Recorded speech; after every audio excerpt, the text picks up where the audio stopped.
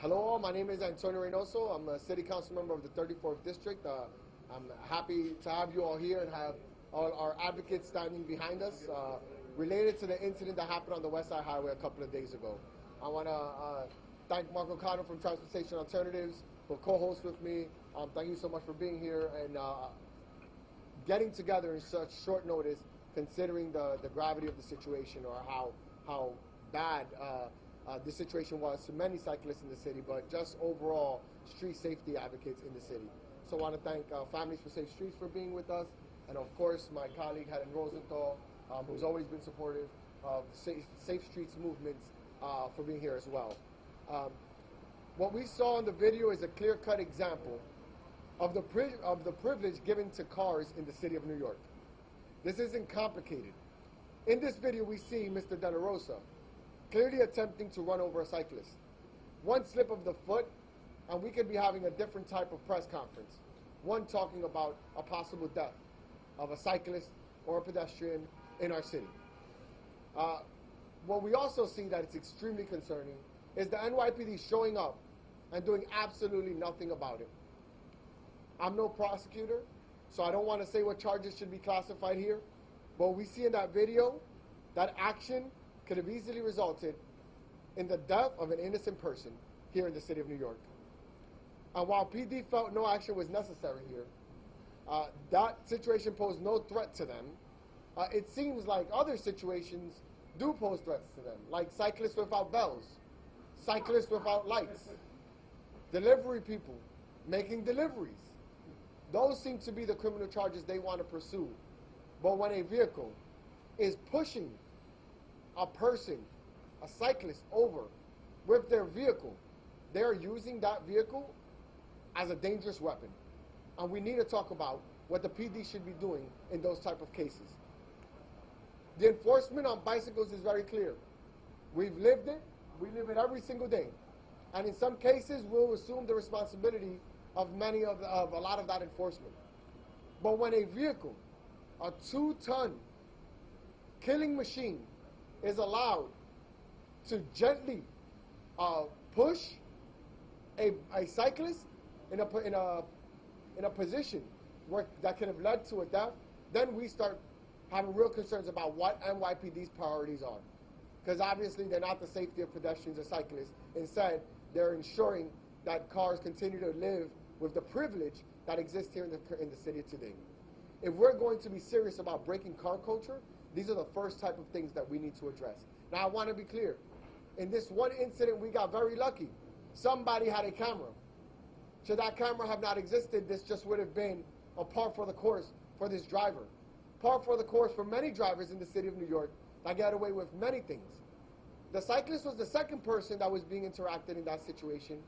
The first one was the person recording the video that felt that their right-of-way wasn't being respected, that their right-of-way was being challenged by this vehicle. We have to understand that in cases where there is no video, we go unheard, unseen, and in many cases our lives would have been put in danger. And we have to say that stops now. The biggest problem that we're having in the city today is the training of our NYPD officers and the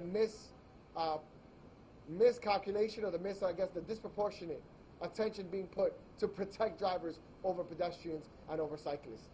We're not going to stand here and allow for that to happen and that no criminal charges be presented to this driver.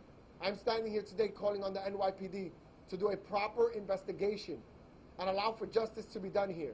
If we don't, then this is the city that we're talking about, a city that doesn't care about its pedestrians and cyclists and that is willing to let criminal drivers continue to roam our streets.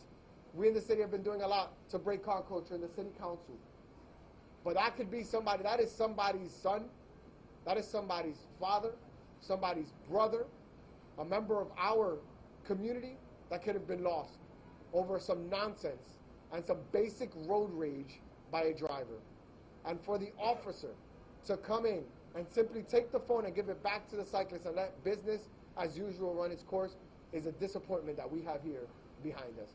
But we know it all too well. And what we're saying that it has to stop soon, it has to stop today.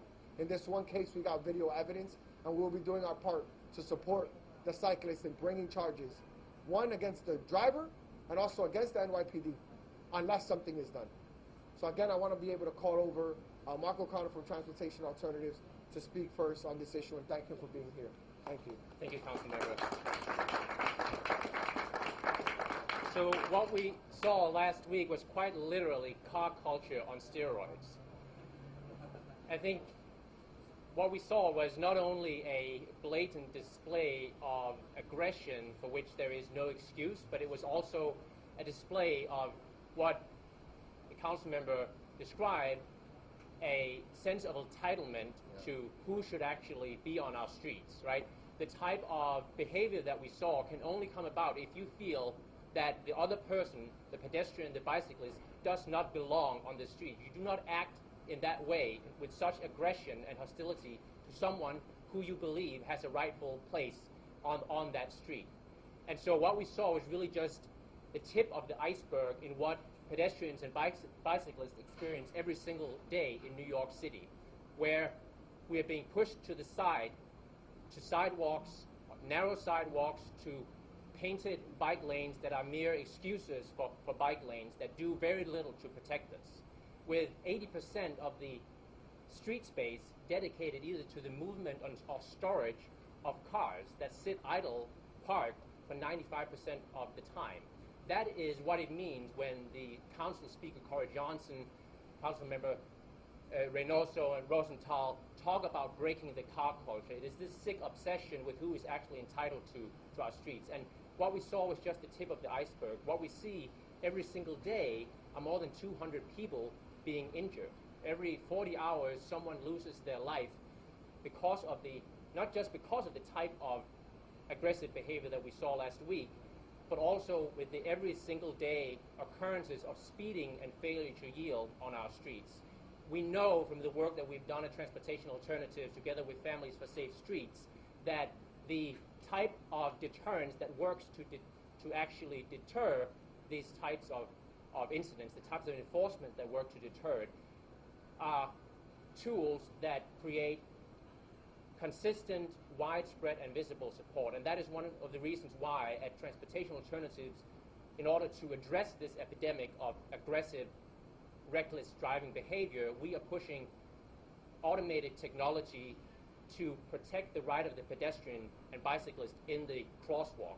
In the crosswalk and intersections, that is where most fatalities, most injuries occur. And there is technology that exists to actually protect that through right-of-way and block-the-box technology that will help send the message, the consistent and widespread message to drivers that you are not the only ones on the streets, that other people, vulnerable road users, belong on the streets as well. And so we are looking forward to working with the council to make sure that this automated technology to protect bicyclists and pedestrians in the crosswalk is piloted in the city, and we look forward to also seeing the city and the DOT to actually embrace this technology. So to echo the council member's words, what we saw was just a blatant display of aggression, and it has no place in the city. And we need to make sure that we break the car culture and address this so that we can all use the streets as we should and as we want to. Thank you. Thank you. Call up our champion for safe streets in the city council, our council member Helen Rosenthal. Hey everyone, I just want to make 2 points. One is common sense. We are all taught when we're kids that pedestrians come first, and the gradations going up go by weight of the vehicle, right? So if there's a pedestrian and a scooter, the scooter makes way for the pedestrian. If there's a scooter and a bicycle, the bicycle makes way for the scooter. If there's a bicycle and a car, the car makes way for the bicycle. That's something that's ingrained in all of us, full stop. What we saw on the video was somebody who was in a panic, who was mad, who was doing something they knew they shouldn't have done. But then we have the second problem. There were no consequences to his actions. I don't know about you, but I watched the video and saw myself as that biker. And I felt that the car was running over me. I would have fallen down. Anyone else would have fallen down and been run over. There were no consequences for this car driver, and there must be. Now, I'm not going to speak to the training that goes on at the NYPD.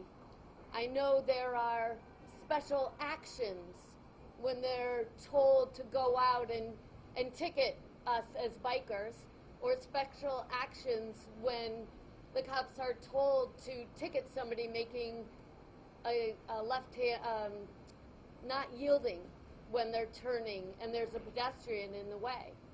But why does it have to only be a special action that would result in a ticket? This is just common sense. If you had looked at the video, you saw exactly what happened. And the NYPD has an opportunity to get it right now. And what they must do is issue a ticket of some consequence. Because if they don't, what's left on the record is that video, which is telling us that cars have the right of way.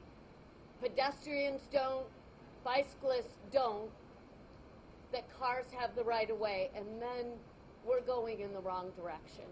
I really appreciate Families for Safe Streets, my colleague Antonio Reynoso, and of course Transportation Alternatives for coming together today. Thank you. Thank you.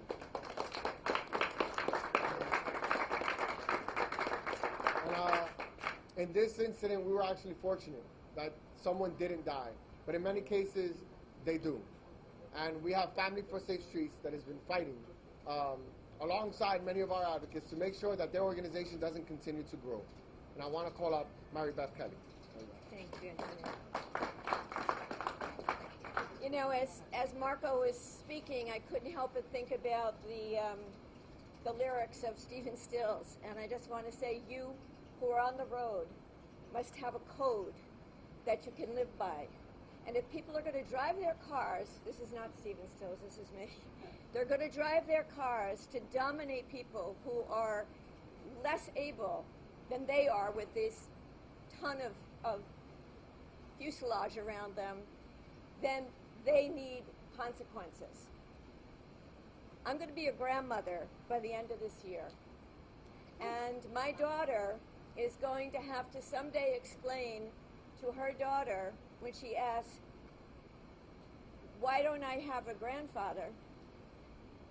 She's going to have to tell the story of her grandparents cycling on a beautiful summer day, and a driver, a tow truck driver with another car on its rear end, failed to yield at an intersection of the Greenway. And unlike what happened this past week, my husband, a physician, a marathoner, a soccer coach, was killed. The domination of the automobile is something that I have always felt because I'm a cyclist and because I walk. And this is something that is obsolete in our city. We must find better ways, and we are. But if there's going to be people driving their cars that don't have a code of how to be on the streets, with people who are not as powerful as they are, not as fast as they are, then they're going to have to face consequences when they are the bullies. And this was the most aggressive, horrible depiction of bullying that I have ever watched. So we need the electronic capacity to serve these consequences, because otherwise it's not happening. If police are ticketing, it's not working. But when you can capture every single time that a car has failed to yield at a crosswalk to a pedestrian or a cyclist, and they are issued a ticket, believe me, that stops. It's the same with red light cameras. It's the same with speed cameras. Come on. This is a city that's got to come up to that speed, where we are issuing tickets for things that are saving lives. Please get behind this. Think about if that was your partner, if that was your daughter, 2 weeks out of college, is at the funeral of her father. What that is like. A 17-year-old son at the funeral of his father. What that is like to get a call, come to the hospital. Your father's been very badly injured. And you watch that person die over 3 days from his injuries. So this has to stop. We are a walking, biking city. The fact that we have to always be making way for the automobile is wrong and it's obsolete. Let's come up to the 21st century.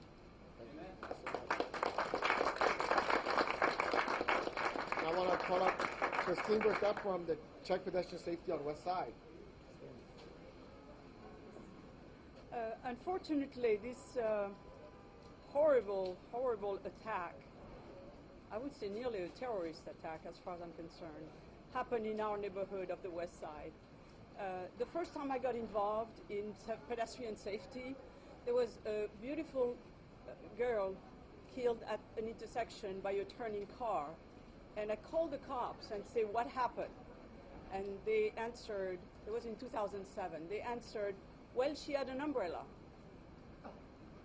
And I got enraged. And unfortunately, what happened here shows that there has been no progress whatsoever. The pedestrian and the bicyclist is always going to be the culprit. And the cars is always going to be in his own right. On my own block, one person was killed on one corner. She was 7 months pregnant. Another one was killed at the other corner. I have a number of friends which have been injured by turning cars which are not yielding. And you know, it has to stop. The cars have to be put in their place. The drivers have to be put in their place. They do not own the road. We pay for their road. And I applaud the initiative of doing enforcement, automated enforcement at every intersection. And I encourage the DOT to continue to put protection at like split-phase signals at every intersection. Thank you. I want to remind people that the outsized responsibility of making sure someone doesn't die when you're in a vehicle is the driver. Their responsibility.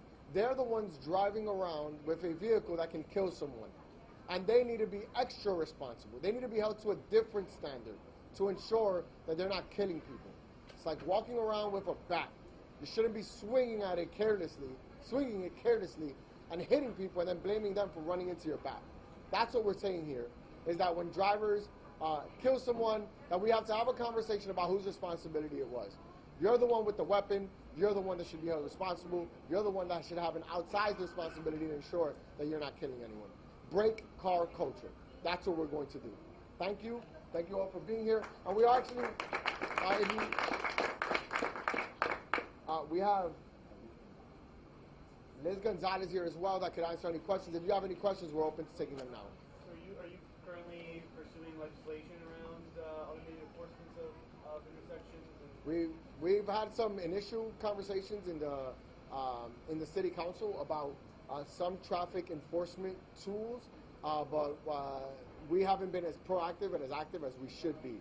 But I guess I would say we're in a very early conversations about the enforcement mechanism outside of speed cameras that we're getting from the state. Can I just add in, why do we need to pass legislation on this issue?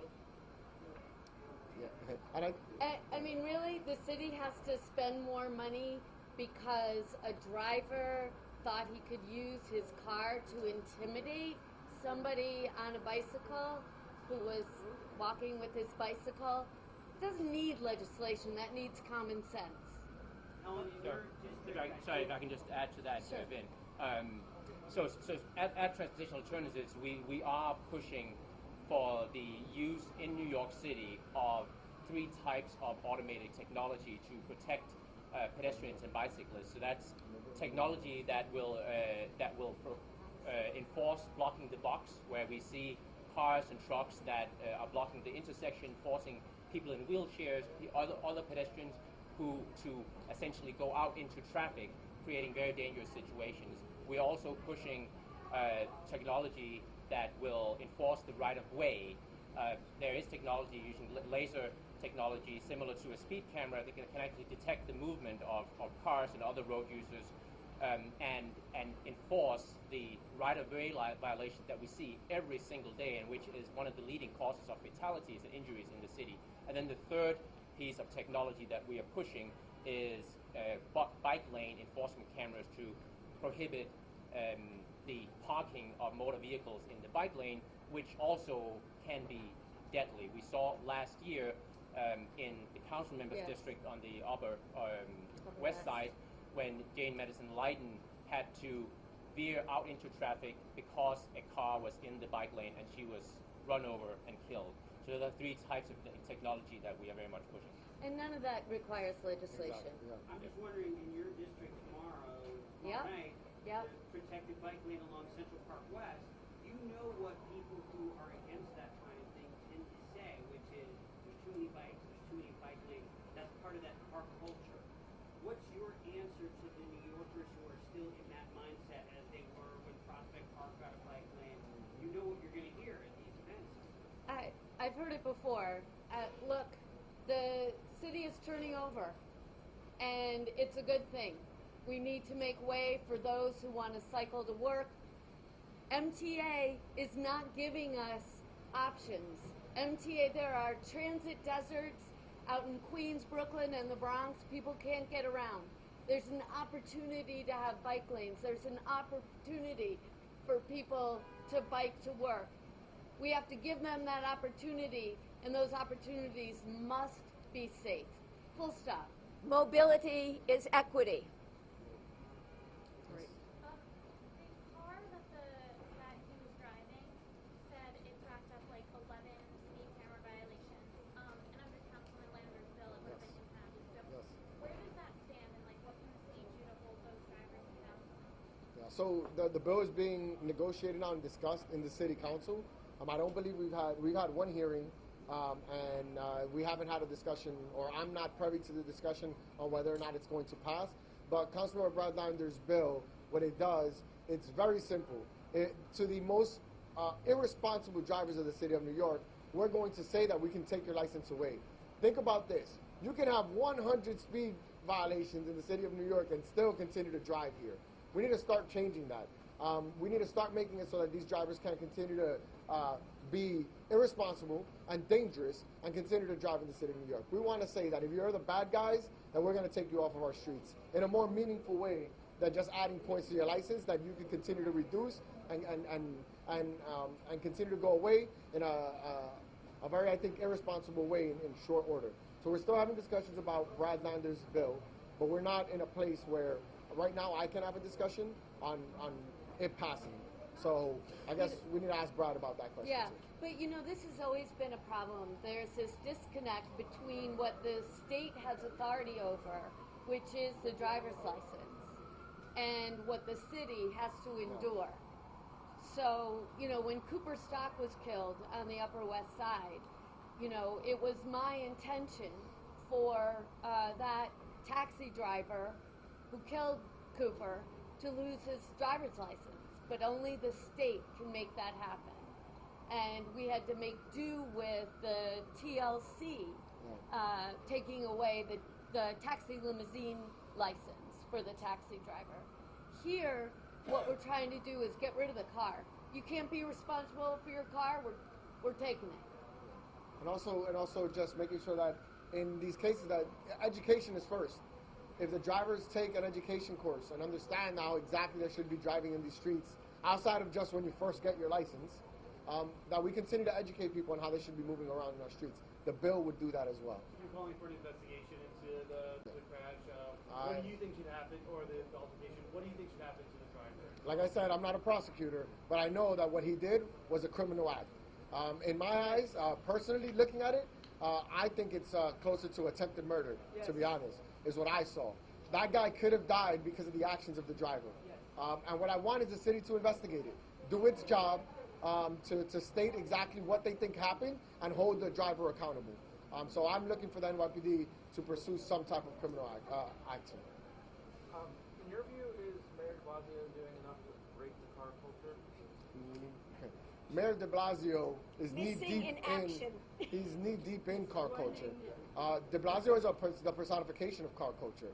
Talking about climate change and not understanding the effects that he has. One as a mayor and as a how do I say it? As a person, a figurehead that could help, exactly, a model that could help showcase what responsible climate change awareness is, breaking car culture is, and he has not taken the opportunity to do that. He's been defiant on a lot of the issues that we think are important, and he doesn't understand the basic principles of transportation, to be honest, when it comes to like transportation policy that is meaningful in a growing city like ours. All three actions that were mentioned are policy and money. The mayor could do these today. Correct. You're taking the incidents, and it has been recently discovered that the driver is actually part of the fire department user. How much weight, if any, does this profession carry as far as consequences? If that could have been Mayor de Blasio driving, that could have been a firefighter driving, that could have been It could have been you anyone. or me. We would have stopped, but, right? But the charge Sorry. that is true. But the charges are consistent. It doesn't matter Yeah. who you are. Yeah. The law applies to you exactly the same. Sorry. So I guess my point that I make there is that before or after I knew what position that person held was irrelevant to the consequences that they should be receiving. So this is not about him being a firefighter or not. This is about him trying to run somebody over. Can you also speak, though, to the issue of like placard abuse since he had a placard on his? I'm not in the investigation. I don't know if he abused this placard. I don't know any of those issues just yet. So I don't want to comment on placard abuse and whether or not he was abusing his placard. I also don't know if him being a firefighter had anything to do with the fact that he got off. Those are all things that I want to allow for the police department to take on and investigate, and then hold the person accountable in a reasonable way. We want justice to be done here. Have you been in touch with the cyclist in the video? Do you know anything? How he's doing? Have you? Do you know the cyclist? I spoke to him after the incident, and he just seemed very shaken up, and I do understand that he more or less wants something to do with the investigation or any part of this. Yeah, so we haven't been in contact with the cyclist. Obviously, some folks have. Again, not yet. We're trying. If the cyclist is watching, please reach out to the city council or to Transportation Alternatives, Family for Safe Streets in any way, and we'll help make sure that justice is brought upon this incident. And I also just want to recognize everyone who has showed up here today. I think everyone here is a cyclist. Even among the people who have been speaking, we are cyclists. That person out there could have been every one of the people who are here today. And as Councilmember Rosenthal mentioned, the outcome could have been very different had it been anyone else, had the situation been just slightly different. And so anyone up here could have been that person. Any other questions? Thank you very much. Thank you.